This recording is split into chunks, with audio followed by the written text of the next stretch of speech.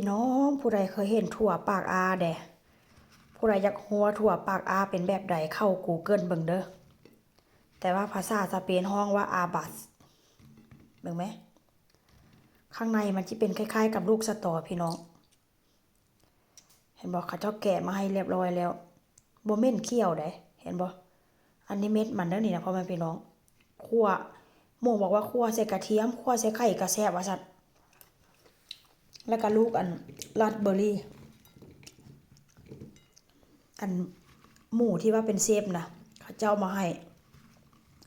ค่อยกะจิล้างแล้วค่อยกะจิคั่วให้มันแห้งให้มันออกใหม่ๆจักหน่อยพี่น้องมากินกับตำบักหุ่งตำกับส้มตอกส้มตำก็สิแซ่บซั่นดอกอาราบัส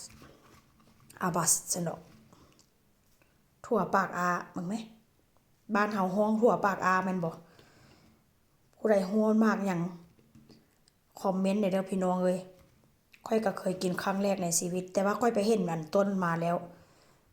ค่อยไปสวนนางมาแล้วอยู่ใกล้บ้านสวนค่อยหั่นล่ะมื้อหน้าเด้อมื้อหน้าสิไปถ่ายมาให้เบิ่งพี่น้อง